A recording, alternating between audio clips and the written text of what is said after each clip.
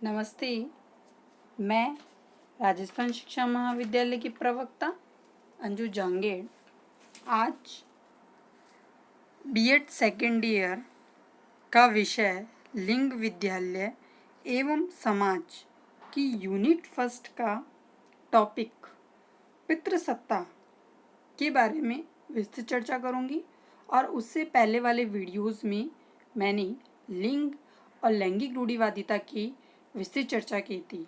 तो आइए हम देखते हैं कि पितृसत्ता क्या होता है।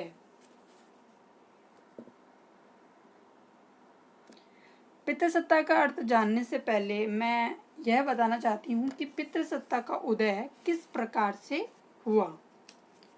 पितृसत्ता का उदय कैसे हुआ?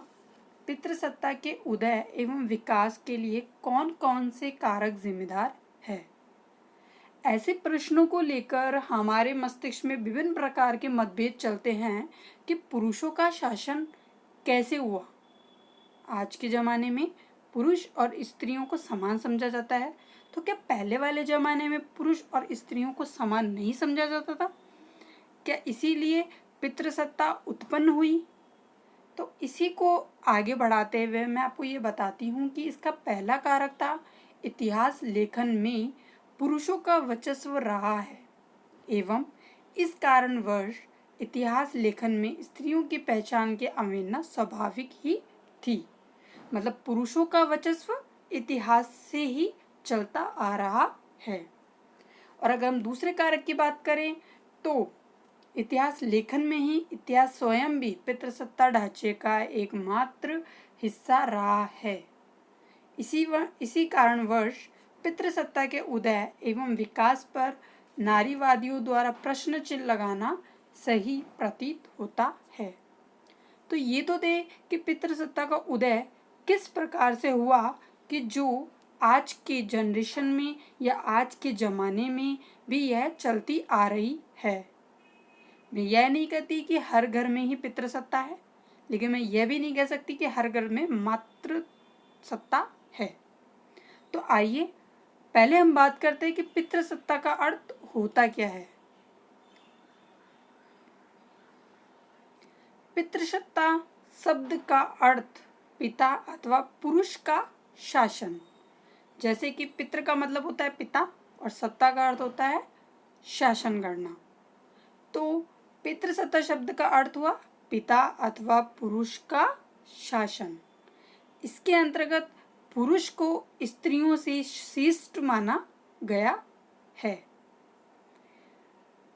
पितृसत्ता की संरचना का संबंध हमेशा से ही पुरुषों की शक्ति से रहा है, उसकी सत्ता से रहा है, उसके नियंत्रण से रहा है, स्त्रियों की अवमानना से रहा है और दमन से रहा है, दासता से माना जाता रहा है। ऐसी सामाजिक व्यवस्था जिसमें परिवार का सबसे बड़ा पुरुष मुखिया के रूप में होता है तथा परिवार की स्त्रियों एवं बालकों पर अपना अधिकार रखता है। सामान्यतः शब्दों में पिता के द्वारा सत्ता को चलाना पितृसत्ता है। अगर हम सामान्य शब्दों में या हम एक नॉर्मल डेफिनेशन के रूप में बात करते हैं तो सामान्य शब्दों में ये कहा गया है कि पिता के द्वारा सत्ता को चलाना पितृसत्ता है। मतलब ऐसा घर या ऐसा समाज जहाँ पे पिता की या घर के सबसे बड़े मुखिया की चलती हो उसे हम कहेंगे पितृसत्ता। पितृसत्तात्मक व्यवस्था सामाजिक संरचना के रूप में स्त्रियों के ऊपर पुरुष के शारीरिक, सामाजिक और आर्थिक विकास शक्ति के रूप में हो सकता है। आगे मैं बात करना चाहूँगी पितृसत्ता की परिभाषाएं।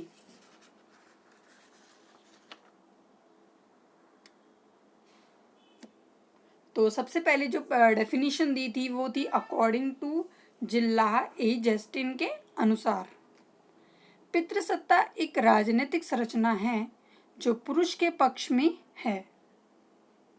अकॉर्डिंग टू सिल्विया वाल्वी के पितृसत्ता सामाजिक संरचना एवं प्रथाओं की एक ऐसी व्यवस्था है जिसमें पुरुषों का स्त्रियों पर वर्चस्व रहता है, वे उनका शोषण व उत्पीड़न करते हैं। नेक्स्ट डेफिनेशन है उमा चक्रवर्ती के अनुसार पितृसत्तात्मक व्यवस्था में स्त्रियों के जीवन के जिन पहलू पर पुरुषों का नियंत्रण रहता है उनमें सबसे महत्वपूर्ण उनकी प्रजनन क्षमता भी होती है। अकॉर्डिंग टू मैगी फर्म के अनुसार पितृसत्ता एक पुरुष आधारित तंत्र है जो स्त्री को सामाजिक, राजनीतिक व आर्थिक संस्थाओं के अधीनस्थ करके रखते हैं। सारी डेफिनेशंस में पुरुष के पक्ष में है। बिल्कुल, पितृसत्ता ऐसी सामाजिक संरचना है, एक ऐसी प्रथा की व्यवस्था है जिसमें पुरुषों का स्त्रियों पर वर्चस्व हमेशा रहा है। वे उनका शोषण भी कर सकते हैं, उनका उत्पीड़न भी कर सकते हैं। तो यह एक प्रकार की पितृसत्ता व्यवस्था हो चुकी है। आगे हम बात करते हैं पितृसत्तात्मक व्यवस्था की विशेषताओं की। पहली विशेषता आती है कि पितृसत्ता एक सामाजिक प्रणाली है। सामाजिक प्रणाली है ही क्योंकि समाज में ये विचलित है और समाज में ये चलती जा रही है। आज भी पितृसत्ता सामाजिक प्रणाली बिल्कुल है। यह एक पारिवारिक प्रणाली है जिसमें पुरुष की भूमिका स्त्रियों की भूमिका से ऊपर होती है।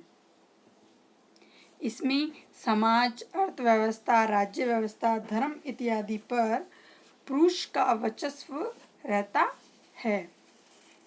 इसमें पुरुष समस्त गतिविधियों का केंद्र बिंदु होता है, अर्थात परिवार की समस्त क्रियाएं उसी के चारों ओर घूमती है।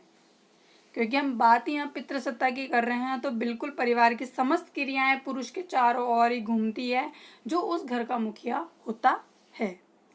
इस व्यवस्था में महत्वपूर्ण नीतिगत निर्णय पुरुषों के द्वारा ही लिए जाते हैं और इस व्यवस्था में आर्थिक मुद्दों पर पुरुषों का एकाधिकार होता है। आगे मैं बात करती हूँ पितृसत्तात्मक व्यवस्था के दोष कौन कौन से हैं।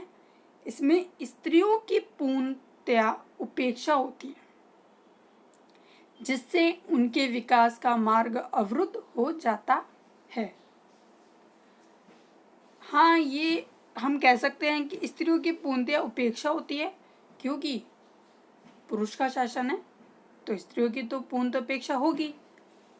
अगर किसी का विवाह हो जाता है तो उसे एक धार्मिक रूप दे दिया जाता है। औरतों पर वे सभी बंधन लगा दिए जाते हैं जिससे वे स्वयं का वजूद भी भूल जाती हैं।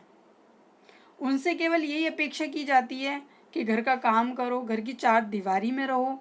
तो वे सब सामाजिक मानदंडों के बोझ ढोने के लिए वो विवश हो जाती है कि एक विवाह हो जाने के बाद में सिर्फ एक जो लड़की होती है या फिर कोई भी औरत होती है उसका काम सिर्फ घर का काम करना ही होता है। मुझे ऐसा लगता है कि बिल्कुल गलत है कि औरत का काम सिर्फ घर का काम करना ही है। वो बाहर का काम भी कर सकती है, वो घर का काम भी कर सकती है और इसमें पुरुष को उसका पूरा साथ निभाना चाहिए। इसके बाद में हम बात करते हैं कि ऐसी व्यवस्था में पुरुष अपनी शक्ति का दुरुपयोग भी करता है। बिल्कुल करता है। अगर मान लीजिए घर में अगर किसी भी महिला के साथ कोई भी तरह की हिंसा होती है तो परिवार के द्वारा ही उसे एक निजी मामला समझा जाता है ताकि पुरुष लोग महिलाओं पर अपना नियंत्रण और अपना प्रभुत्व बरकरार रख सके। स्त्रियां घर की सभी जिम्मेदारियां निभाती हैं, पुरुष बाहर के काम करते हैं। परिवार के निर्णयों में सर्वाधिक भागीदारी पुरुष की ही होती है। ये पुरुष की एक शक्ति ही होती है जिसके अंदर क्या होता है कि स्त्रियां तो घर की सभी जिम्मेदारियां संभाल लेती है, पुरुष केवल बाहर के काम करते हैं। तो परिवार के निर्णयों में जो समस्त भागीदारी होती है वो केवल और केवल किसकी होती है? पुरुष की होती है। ऐसी व्यवस्था में स्त्रियों को पुरुषों के समकक्ष स्थान नहीं प्रदान किया जाता। बिल्कुल ऐसी व्यवस्था में कैसे किया जाएगा जहाँ पे केवल से पुरुष का ही शासन रहेगा और स्त्रियों की अवहेलना होगी, उन्हें सुना ही नहीं जाएगा कि वो क्या कहना चाहती है। हो सकता है कि उनके निर्णय भी कई हद तक सही हो, लेकिन ऐसी समाज व्यवस्था के अंतर्गत महिलाओं को सुना ही नहीं जाता है कि वो क्या कहना चाहती है। उनका डिसीजन का कोई भी महत्व वहाँ पे नहीं रहता है। यह व्यवस्था स्त्रियों की भूमिका की अवहेलना करती है। बिल्कुल करती है, अवहेलना बिल्कुल की जाती है कि लिंग आधारित अगर कोई कामकाज का बंटवारा जन्म के साथ ही प्रारंभ हो जाता है, लड़की लड़के को इसी आधार पर ढाला जाता है। स्त्रियां घर की सभी जिम्मेदारियां उठाती हैं और लड़कियों का एक बोझ समझा जाता है। बोझ इस तरीके से समझा जाता है कि परिवार के एक अस्थायी सदस्य के रूप में उनका समाजीकरण इस तरह से किया जाता है कि वे घरेलू कामकाज संभाल सके और अपने घर को छोड़कर दूसरे के घर में प्रौढ़ जीवन जीने के लिए भी तैयार रहे। विवाह के घेरे में महिला को परिवार नियोजन के तरीकों, बच्चों की संख्या आदि के बारे में कोई निर्णय करने का हक नहीं है। शुरू से ही जब एक लड़की जन्म लेती है, तब से ही उसको हर तरीके से एक बाउंडेशन में रखा जाता है कि घर से बाहर नहीं निकलना है, घर के अंदर ही रहना है। उसके बाद में अगर उसकी शादी हो जाती है तो शादी में भी उस पर इतनी बाउंडेशन और लग जाती हैं कि सिर्फ और सिर्फ उसे घर का ही काम करना है। उसे अपने खुद के लिए भी डिसीजन नहीं ले सकती है वो। और अगर आगे हम और भी अधिक ज़्यादा बात करते हैं तो संपत्ति के मुख्य जो आर्थिक स्रोत होते हैं वो भी पुरुषों के कब्जों में ही होते हैं। इसमें औरतें स्वतंत्र रूप से कुछ भी कार्य प्रारंभ करने में असहाय रहती है और वह हमेशा आजीवन पुरुषों पर ही निर्भर रहती है। महिलाओं की जो सेहत होती है उसको भी सदैव कम महत्व दिया जाता है। तो ये सब चीज़ें क्या हैं? ये सब चीज़ें महिलाओं की जो भी उनकी जो भूमिका है उनकी अवहेलना करना है। आगे हम बात करते हैं। इस प्रकार की व्यवस्था में स्त्रियां शोषण एवं उत्पीड़न का शिकार बनती है। तो इतने सारे पॉइंट्स थे और उन सभी में इतने दोष थे। तो उन सभी दोषों को लेकर अगर हम बात करते हैं तो आज जब एक लड़की जन्म लेती है तब से ही उसकी जो बाउंडेशन प्रारंभ हो जाती है, जो शादी के बाद तक भी चलती रहती है। उनको अपने लिए या किसी और के लिए सोचने का टाइम ही नहीं मिलता है, या मैं यूँ कहूँ कि उन्हें बिल्कुल समय ही नहीं दिया जाता है कि वो अपने बारे में या अपने भविष्य के लिए भी कुछ सोच सके। नहीं, उन पे सिर्फ जिम्मेदारियां डाल दी जाती है कि वो सारे काम सिर्फ वो करती रहे तो घर में सब सही रहेगा। आगे हम बात करेंगे अब पितृसत्तात्मक तथा मातृसत्तात्मक परिवार की। तो पितृसत्तात्मक और मातृसत्तात्मक परिवार क्या होता है? पितृसत्तात्मक परिवार, जैसा मैंने भी आपको बताया था कि पितृसत्तात्मक का मतलब होता है पिता की सत्ता। तो इस प्रकार के परिवार में निम्न लक्षण होते हैं। तो मैं आपको पहले ही बताती हूँ कि पितृसत्तात्मक परिवार क्या होता है। पितृसत्तात्मक परिवार में पिता या परिवार का सबसे बड़ा पुरुष सदस्य परिवार का मुखिया होता है। जो भी घर का सबसे बड़ा पुरुष होगा वो ही परिवार का मुखिया होता है। वही परिवार की संपत्ति का अधिकारी वह संचालक होता है।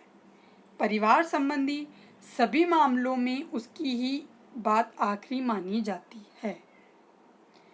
कोई भी अगर डिसीजन लेना है, अगर जो परिवार का जो मुखिया है अगर उसने जो डिसीजन ले दिया वो सबसे आखिरी माना जाता है।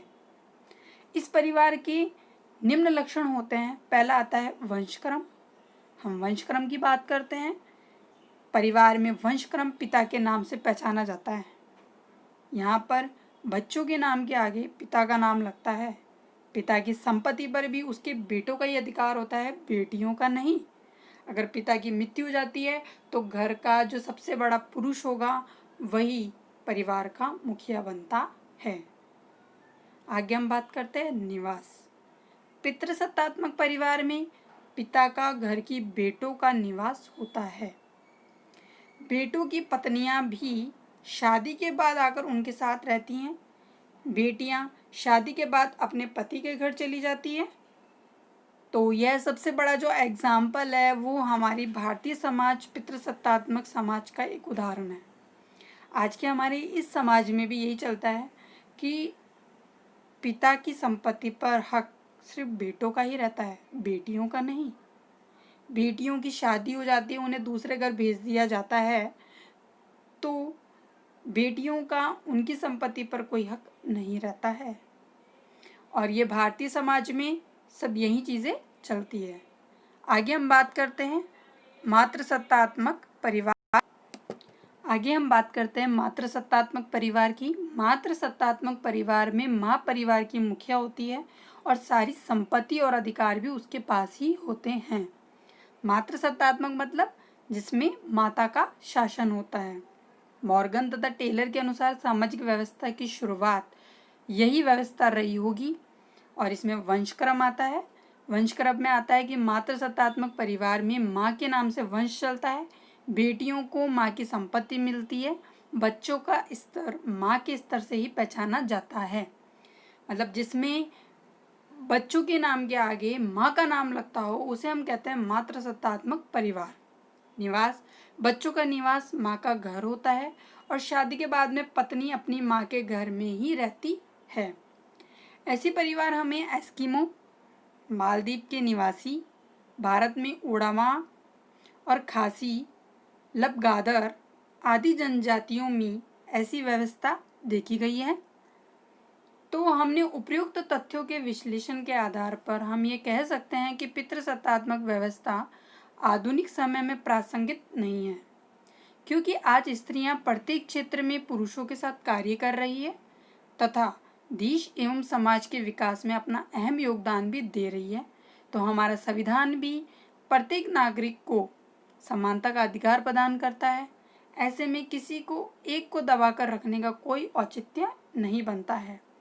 तो मैं ये कहना चाहती हूँ कि पितृसत्तात्मक व्यवस्था आज हमारी इस समाज में अभी इतनी प्रासंगिक नहीं है, क्योंकि आजकल स्त्रियां भी अपने अधिकारों के प्रति जागरूक हो रही हैं और देश और समाज के विकास में अपना अहम योगदान दे रही है।